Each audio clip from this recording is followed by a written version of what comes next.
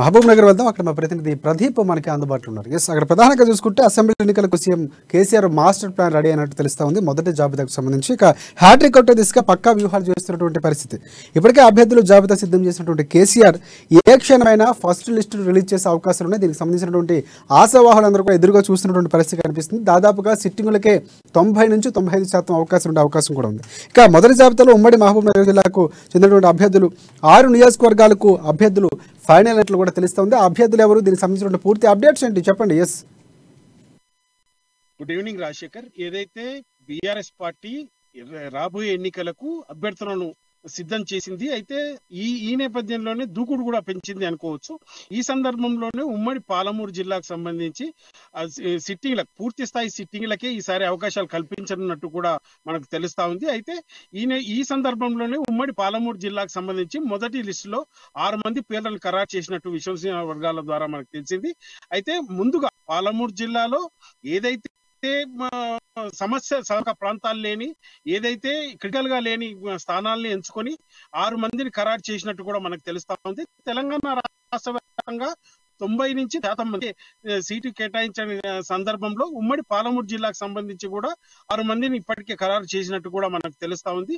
అయితే ఈ నెల 18 మొదట తొలి జాబితాను ప్రకటించుకున్నప్పటికీ కారణాల వల్ల కొంత వాయిదా పడింది. అయితే ఈ నెల 21న దాదాపు తెలంగాణ రాష్ట్ర వ్యాప్తంగా అభ్యర్థుల మొదటి జాబితా ప్రకటించే అవకాశాలు ఉన్నట్టు కూడా వర్గాలు తెలుపుతున్నాయి.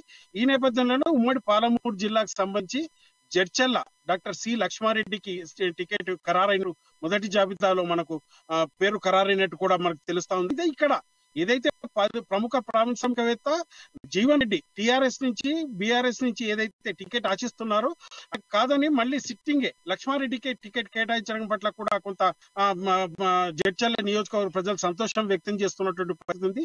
అట్లాగే దేవరకద్దరికి సంబంధించి అల వెంకటేశ్వర రెడ్డి అక్కడ సిట్టింగ్ ఎమ్మెల్యే, ఆయనకే సీటు ఖరారైంచినట్టు, ఆయనకు కూడా మొదటి జాబితాలో కన్ఫర్మ్ అయినట్టు కూడా జాబితాలో పేరు ఖరారైనట్టు కూడా మనకు తెలుస్తా ఉంది. అట్లాగే నారాయణపేట్ ఏదైతే రాజేందర్ రెడ్డి పేరు కూడా మొదటి జాబితాలో ప్రకటించే అవకాశం ఉందంటూ కూడా పార్టీ వర్గాలు తెలుపుతున్నాయి. ఈ నేపథ్యంలోనే ఏదైతే నాగర్ కర్నూలు మర్రి జనార్దన్ రెడ్డి పేరు కూడా మొదటి జాబితాలోనే ప్రకటించే అవకాశం ఉందంటూ, అలాగే కొల్లాపూర్ సంబంధించి సిట్టింగ్ ఎమ్మెల్యే ప్రస్తుత బీఆర్ఎస్ ఎమ్మెల్యే ఏదైతే బీరం హర్షవర్ధన్ రెడ్డి కూడా మొదటి జాబితాలో టికెట్ ఖరారైనట్టు కూడా మనకు తెలుస్తా ఉంది. ఈ సందర్భంలోనే అయితే ఉమ్మడి పాలమూరు జిల్లా సంబంధించి మంత్రివర్యులు ఏదైతే 2 మంత్రులు ఉన్నారో మహబూబ్ నగర్ స్థానం నుంచి డాక్టర్ శ్రీనివాస్ గౌడ్ కు మరియు వనపర్తి నుంచి సింగిరెడ్డి నిరంజన్ రెడ్డి కూడా టికెట్ కన్ఫర్మ్ అయినట్టు కూడా మొదటి జాబితాలో ప్రకటించే అవకాశాలు ఉన్నట్టు కూడా మనకు తెలుస్తా ఉంది. అయితే మొత్తం మీద ఏదైతే ఆశావాహులు ఇంతవరకు బీఆర్ఎస్ ఆశిస్తూ